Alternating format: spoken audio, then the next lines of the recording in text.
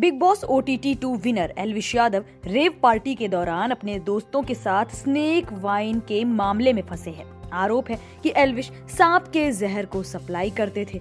Red के दौरान party से कोबरा के साथ कई सांप और सांप का जहर भी बरामद किया गया। ये बात आपको भी हैरान कर सकती है कि क्या सच में सांप के जहर का भी कोई नशा कर सकता है? आखिर कैसे इसका नशा होता है?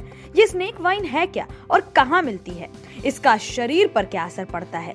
क्या आपने कभी सांप की शराब के बारे में सुना है? अगर नहीं सुना तो ये आपके लिए और भी ज्यादा अजीब होगा कि सांप की भी शराब होती है जिसे लोग स्नेक वाइन कहते हैं। हाँ, अगर आप सुनकर इसे इमेजिन करने लगे हैं तो जायज है कि आपके दिमाग में एक ऐसी इमेज बनी होगी जिसमें कोई बोतल हो, उसमें सांप हो और कुछ लिक्विड।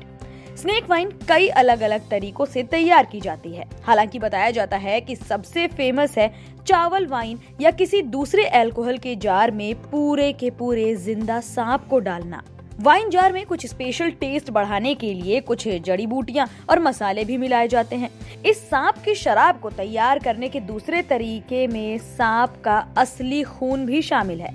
बताया जाता है कि सांप को मारने के बाद उसके खून और पित्त को शराब में मिला दिया जाता है, जिसे ग्राहक को तुरंत मौके पर ही पीना होता है और कुछ लोग इसे इंजेक्शन के जरिए भी लेते हैं, जिसका नशा बहुत ही ऊंचे दर्जे का होता है। गूगल से मिली जानकारी के मुताबिक इसकी शुरुआत 1046 से 771 ईसा पूर्व के बीच की है।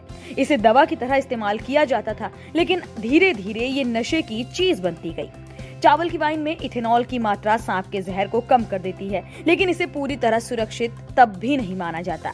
ये वाइन सबसे ज्यादा वियतनाम, दक्षिण पूर्व एशिया और दक्षिण चीन में बिकती है और काफी ज्यादा लोकप्रिय भी है। लेकिन भारत में ये वाइन पूरी तरह बैन है। यही वजह है कि इस मामले में एल्विश इतनी बुरी तरह घिरे हैं। बताया जाता है कि इस वाइन का स्वाद काफी तीखा होता है, जिसमें थोड़ा मिट्टी जैसा और कभी-कभी हल्का मीठा स्वाद भी आता है। जानकारी के मुताबिक सांप की मौजूदगी इस वाइन में थोड़ा सा मछली या चिकन जैसा स्वाद दे देती है, जिसके लिए लोग इसे इस्तेमाल करते हैं। बहुत कम ऐसे लोग हैं जो कि इस तरह के नशे का इस्तेमाल करते हैं।